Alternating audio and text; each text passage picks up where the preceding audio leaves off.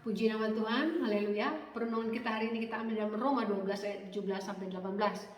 Jangan membalas kejahatan dengan kejahatan. Lakukanlah apa yang baik bagi semua orang sedapat-dapatnya. Kalau hal itu bergantung padamu, hiduplah dalam perdamaian dengan semua orang.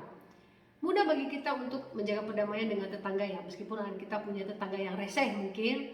Ya, kalau kita parkir sedikit mobilnya agak kelebihan masuk sedikit di depan pagarnya, dia akan ngomel-ngomel. Dan ada juga kita dengan rekan kerja yang insecure dan selalu melakukan hal untuk menjatuhkan kita. Oke, kita menjaga perdamaian supaya tidak terjadi konflik.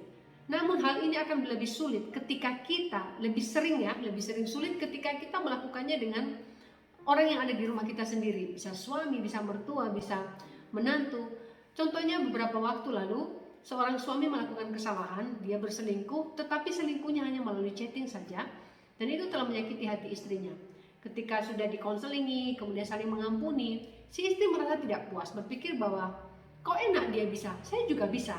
Kemudian ia membalas dengan chatting nakal dengan pria lain juga, dan itu menyakiti hati suaminya. Kemudian berhenti, kasusnya berhenti. Terjadi lagi bukan soal selingkuh melalui chatting, tetapi ketika suami melontarkan kata-kata yang mengatakan, kamu kok bodoh amat sih, tidak paham saya ngerti apa. Si istri tersakiti, karena waktu itu si istri ingin mengetahui, oke, apa yang bisa saya bantu dengan pekerjaanmu. Ketika si suami menjelaskan, si istri tidak mengerti, si suami mengatakan si istri bodoh.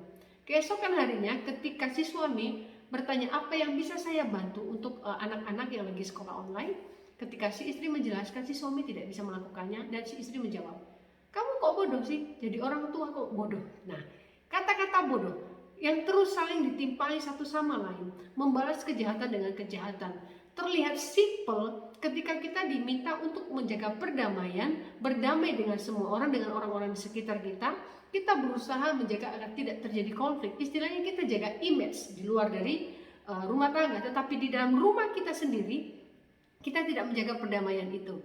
Firman Tuhan berkata, jangan membalas kejahatan dengan kejahatan. Hari ini kita bicara soal tidak membalas kejahatan orang lain yang ada di luar sana. Tetapi bagaimana dengan keluargamu sendiri? Jika engkau punya suami, jika engkau punya istri, bukan berarti apa yang ia lakukan jahat kepadamu, engkau balas dengan kejahatan. Apa yang ia lakukan kepadamu yang menyakiti hatimu, engkau membalas menyakiti hatinya. Di sini Tuhan katakan, kalau hal itu bergantung padamu, hiduplah dalam perdamaian, bergantung padamu.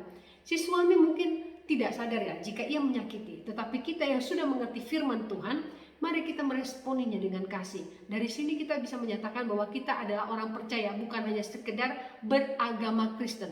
Karena orang percaya yang disebut orang Kristen adalah orang yang mengikut ajaran Kristus, dan ia mau melakukannya, mengampuni.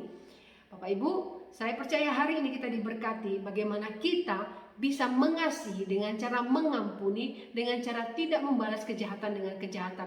Dimulai dari keluarga kita dahulu. Untuk apa kita menunjukkan di luar bahwa kita berdamai dengan orang lain, sedangkan di dalam rumah tangga kita sendiri, kita masih chaos. Tuhan Yesus memberkati.